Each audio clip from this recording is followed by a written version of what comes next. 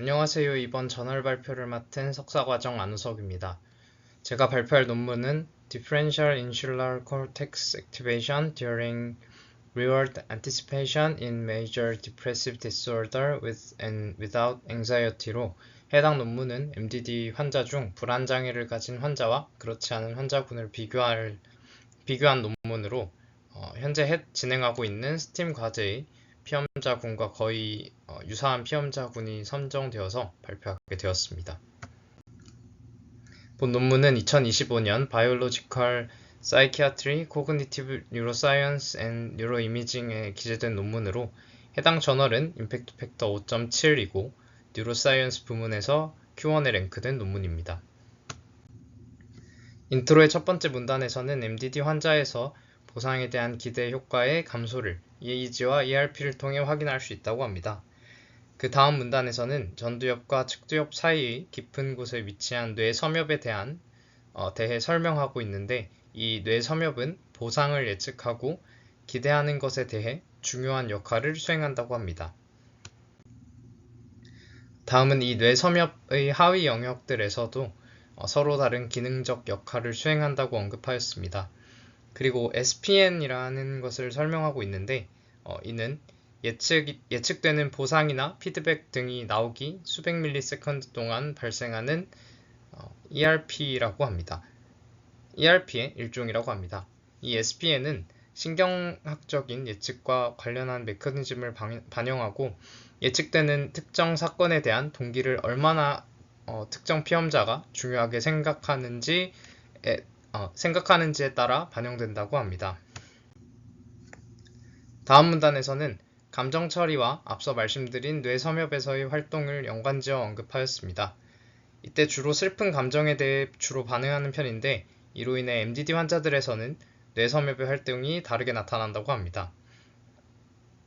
이러한 차이는 주로 금전 동기 지연 과제, 여기 보이시는 MID 패러다임에서 두드러지게 나타난다고 알려져 있습니다. 이 MID 패러다임에 대해서는 뒤에 자세히 설명해 드리도록 하겠습니다. 이후 보상 기대 패러다임에서의 변화된 뇌 섬엽 활동은 특히나 불안장애를 동반한 MDD 환자들에게서 더 두드러진 차이를 보인다고 하는데 앞서 말씀드린 SPN에 대한 반응이 다르게 나타난다고 선행 연구에서 보고하고 있습니다.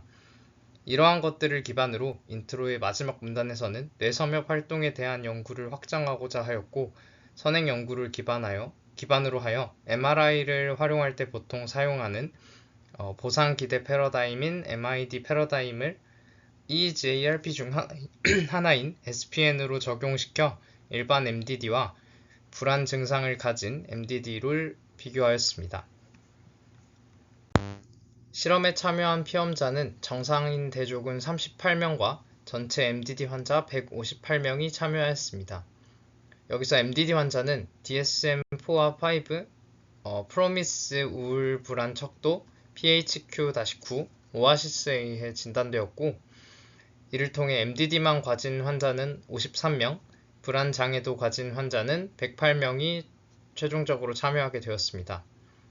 이때 불안장애로 나타난 질환은 범불안장애 GAD 65명, 사회불안장애 27명, PTSD 36명, 광장공포증 21명, 공황장애 33명으로 나타났고 여기서 각 피험자가 어떤 조합의 불안장애를 갖고 있었는지에 대한 구체적인 설명은 논문에서 특별하게 제공되지 않았습니다. 이후 아노바와 카이 제곱 검정을 통해 카이 제곱 검정을 진행하였습니다. 다음은 실험에 활용된 패러다임입니다. 우선 실험에는 앞서 말씀드렸던 MID 패러다임이 활용되었는데 해당 실험 패러다임은 총 2세션이 진행되었고 한 세션당 45번씩 진행되었습니다. 패러다임은 픽세이션, 큐, 딜레이, 타겟, 리스폰스, 피드백 순서로 진행되었고 이때 딜레이는 2에서 3초 정도, 타겟은 250ms 정도로 진행되었습니다. 응답하는 방식은 정해진 시간 내에 버튼을 누르는 응답을 진행하고 이 응답 여부에 따라 피드백이 결정되었는데 최종적으로 피드백은 $1를 받거나 1달러나 5달러를 받거나 잃는 경우와 어떠한 금액도 받지 않는 경우로 최종적으로 피드백이 구성되었습니다. 다음은 데이터 전처리 과정입니다. 이이즈의 경우 32채널의 이이즈 데이터를 측정하였고 이때 FCZ 채널을 레퍼런스로 활용하였습니다. 샘플링 레이트는 5000Hz로 설정되었습니다. 이후 60Hz의 노치 필터링과 0.01에서 30Hz의 밴드패스 필터링을 거친 다음 250Hz의 다운 샘플링을 진행하였습니다. ICA는 Extended Infomax라는 툴박스를 활용하였고 해당 툴박스를 통해 반자동으로 아티팩트를 제거하였다고 언급하였습니다. 데이터 세그멘테이션은 피드백 시점을 기준으로 마이너스 200ms부터 1000ms 구간을 에폭으로 활용하였고 이때 베이스라인으로는 피드백 시점을 기준으로 마이너스 1700ms부터 마이너스 1500ms를 활용하였다고 합니다. 다음은 뇌 섬엽 활동을 분석한 방식입니다. 피험자 간 변수로는 연령을 통제하여 그룹과 성별을 선정하였고 피험자 내 변수로는 MID 피드백 조건인 돈을 얻거나 잃는 조건 그리고 여기 아래 보이시는 다음에 6개의 뇌 섬엽 하위 영역 그리고 마지막으로 좌우 대뇌 방구를 활용하였습니다. 이후 스피어스맨 로우를 활용하여 증상 심각도와 뇌 섬엽 활동 신호 사이의 상관관계를 분석하였습니다. 다음은 결과로 첫 번째로는 데모그래픽 정보입니다. 여기 보이시는 것처럼 데모그래픽 확인 결과 MDD 그룹의 55%와 MDD 플러스 ANX 즉 불안장애를 동반한 그룹에서는 67%가 최소 1개 이상의 정신과 약물을 복용하고 있음을 알 수 있었습니다. 또한 MDD 그룹 및 MDD 플러스 ANX 그룹을 포함한 환자 그룹의 경우 여성 피험자가 각각 75%, 74%로 정상인 그룹인 CTL 그룹의 여성 참가자 비율인 53%보다 높게 나타났습니다. 또한 그 외에 특이사항은 나타나지 않았습니다.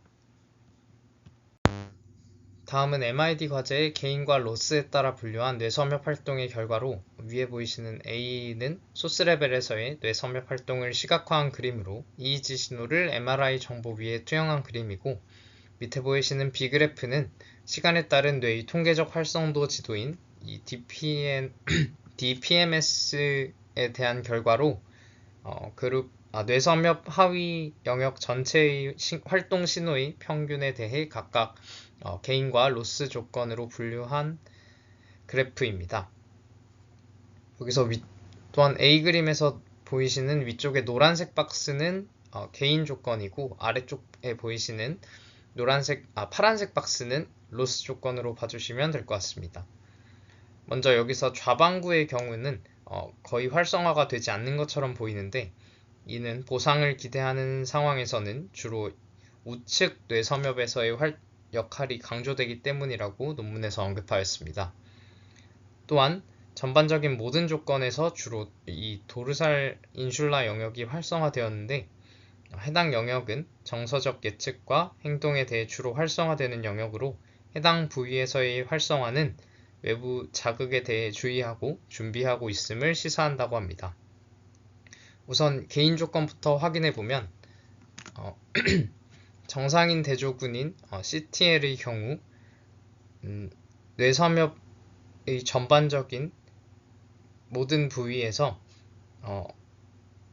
뇌섬엽 활동, 즉 SPN이 고르게 활성화되는 것을 확인할 수 있었고 이는 보상에 대한 정상적인 기대 반응을 시사한다고 합니다. MDD 그룹의 경우 먼저 B의 그래프를 통해 CTL 그룹에 비해 전반적으로 낮은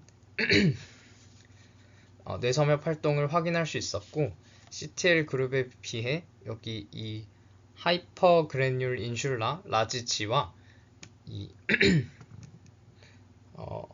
벤트랄 디그래뉴 앤 그래뉴 인슐라 VLD MDD/VLG에서의 SPN이 낮게 활성화되는데 이는 비교적 낮은 상태의 보상에 대한 기대를 시사한다고 합니다. 다음은 MDD 플러스 ANX 그룹으로 우선 B의 그래프를 통해 모든 뇌섬엽의 하위 부위 영역에서의 활동이 낮게 나타나는 것을 확인할 수 있었고 이는 보상에 대한 민감성이 매우 떨어지는 것을 시사한다고 합니다. 다음은 로스 조건으로 우선 B 그래프를 통해 정상인 그룹부터 살펴보면 CTL 그룹은 보상 조건과 거의 유사하거나 조금 낮은 수준의 뇌섬엽 활동이 확인되었고 여기서 보이시는 VLD/VLG 일부와 VLA 일부 영역은 크게 활성화되지 않은 것을 확인할 수 있는데 이는 정상인의 경우 손실에 대해 지나치게 정서적으로 반응하지 않고 단순한 주의 수준에서 처리하는 것을 시사한다고 합니다. 반면 MDD 그룹에서는 로스 조건에서 B의 그래프를 통해 과하게 활성화된 뇌섬엽의 활동을 확인할 수 있었습니다. 또한 뇌의 영역에서도 정상인 대조군과는 달리 모든 뇌섬엽 하위 영역에서 활성화가 일어나는 것을 통해 손실에 대해 감정적으로 과도하게 민감하게 처리한다는 것을 확인할 수 있었습니다. 끝으로 MDD 플러스 ANX 그룹의 경우 개인 조건에서와 마찬가지로 낮은 뇌섬엽 하위 영역에서의 활성화가 일어나는 것을 확인할 수 있었습니다. 또한 전반적으로 뇌섬엽 하위 영역에서의 활성화가 낮게 나타났는데 이는 정서적으로 무감각하거나 감정 처리를 회피하는 회피성 불안 가능성을 내포하는 결과라고 합니다. 결과의 마지막은 불안 지표를 나타내는 프로미스 불안지수와 전체 뇌섬엽 하위 영역 활성화에 대한 평균에 대한 비교로 MDD 플러스 ANX 그룹만을 활용하였습니다. 해당 결과를 확인해 보면 피험자의 불안 수준이 높을수록 DSPM, 즉 전반적인 뇌 섬엽 활동이 증가하는 것을 확인할 수 있었습니다. 다만 이때 기울기가 완만하고 산포도가 좀 높은 것을 확인할 수 있는데 이는 실제로 p-밸류를 통해서도 확인할 수 있었습니다. 최종적으로는 설명력은 아주 약하지만 유의한 양의 상관관계를 잘 나타내는 것으로 확인되었습니다. 마지막으로 결론입니다. 해당 논문에서는 뇌섬엽 활동에 대해 각각 보상과 손실에 대한 기대로 구분하여 진행하였습니다. 우선 두 가지 모두 주로 뇌섬엽의 하위 영역 중 하나인 도르살 인슐라 영역에서 활성화가 나타나는 것을 확인할 수 있었습니다. 해당 영역은 여기서 외부 자극에 대한 준비를 담당하는 영역이라고 알려져 있는데 본 논문에서도 선행 연구가 잘 반영되는 것을 확인할 수 있었습니다. 또한 보상에 대한 기대부터 말씀드리면 정상인 MDD, MDD 플러스 ANX 그룹 순서로 뇌섬엽 활동이 크게 나타났고 이를 통해 각 질환별 보상에 대한 기대가 다른 것을 확인할 수 있었습니다. 또한 손실에 대한 기대 반응은 MDD 플러스 ANX 그룹에서만 낮은 활동성을 나타내었는데 이를 통해 불안장애를 가진 MDD 환자군의 경우 손실에 대해 무감각하다고 언급하였습니다. 다만 해당 논문에서는 MID 과제의 경우 주로 fMRI를 활용하는 경우에 사용하는 과제로 이로 인해 연구에서 fMRI 정보로 보조하였음에도 불구하고 공간적 해상도가 낮은 것을 한계점으로 꼽았습니다. 마지막으로 결론입니다. 뇌섬엽 부위의 활동이 과하거나 적은 것을 MDD 환자군별로 확인할 수 있었고 이는 MDD 환자군의 증상 중 무성욕 및 동기결여 등의 증상과 연관이 있다고 하였으며 최종적으로 각 환자들의 케이스에 맞춰서 미주신경 자극 기반의 치료와의 연관 가능성을 시사한다고 합니다. 해당 논문을 통해 우울장애 환자 중 불안 장애를 같이 갖고 있는 환자와 그렇지 않은 환자군에 대해 비교할 수 있어서 현재 진행하고 있는 스팀 연구에도 많이 도움이 될 것 같습니다. 다만 논문에서 MRI 데이터를 어떻게 얻었고 투영했는지에 대한 정보가 거의 나타나지 않았던 것이 아쉬웠습니다. 또한 EEG의 장점 중 하나인 시계열에서의 높은 해상도가 거의 결과에서 반영되지 않은 것처럼 느껴졌던 것도 아쉬웠습니다. 또한 MDD 그룹에서도 불안장애로 명확하게 진단을 받진 않았지만 불안장애와 관련된 병증 지표의 점수가 높은 환자들이 있었을 것 같다는 생각도 들었고, 약물에 대한 통제도 거의 진행이 되지 않은 것 같아서 결과에 큰 영향이 미쳤을 것 같습니다. 그럼에도 해당 논문을 통해 뇌 영역 중 해마 내부에 위치한 뇌 섬엽 영역에 대해 공부할 수 있었고, 데모그래픽 정보를 확인해 보면 조금 중증의 MDD 환자들이 모집된 것으로 보이는데, 이러한 것들이 결과에 반영되어서 정상인과 비교하였을 때 조금 더 뚜렷한 결과를 얻을 수 있었던 것 같습니다. 긴 발표 들어주셔서 감사합니다.